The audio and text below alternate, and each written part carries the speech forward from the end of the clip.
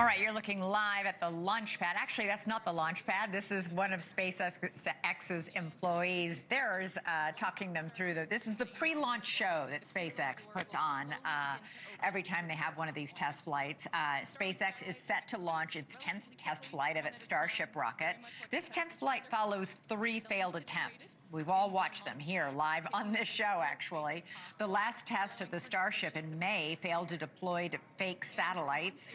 That was critical to SpaceX and Elon Musk's ambitions to collect data on Mars by next year and eventually send astronauts to the Red Planet. Now, Musk has been previewing the launch for tonight, all the while wearing a Nuke Mars t-shirt. What that actually means is he wants to eventually build life on Mars, and that plan to build life on Mars includes setting up greenhouses, and he would first launch a nuclear device on the planet to create enough atmosphere to do all that. Now, if everything goes according to plan for this evening's launch and test, the spaceship will deploy 8 dummy Starlink satellites and then conduct several experiments before splashing down in the Indian Ocean. The test is expected to last for about an hour. Right now, liftoff is scheduled for just slightly before 8 p.m. Eastern, so about 9 minutes from now. We will stream the test flight on newsnationnow.com and on the NewsNation app. But with us in the meantime on the phone are 2 retired NASA astronauts, Clayton Clay Anderson and Leroy Chiao. So great to have both of you. So, Clay, this is a big deal, not just for SpaceX, but for NASA. Walk us through why both organizations have a lot riding on this test. Well, I think, and hello to News Nation, Elizabeth and Leroy. I think it's important that NASA continues its partnership with people like Elon Musk and SpaceX and the commercial space program.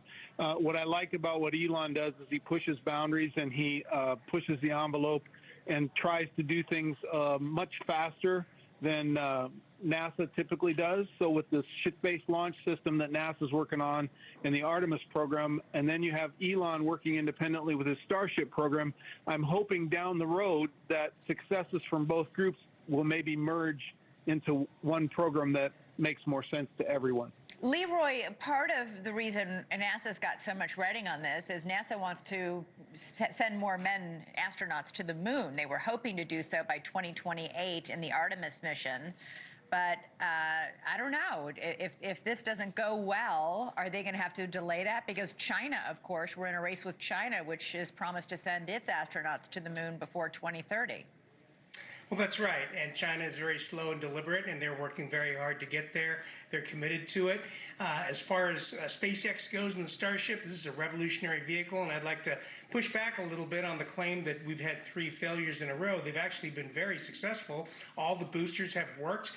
They've caught 3 in total, 3 out of the 3 that they've tried, including the last, or the one before last. This last booster was actually a refurbished one, and it actually flew again, thus proving that it could be reused. So yeah, they've been having some trouble with the ship. These are what's called the Block 2 ships.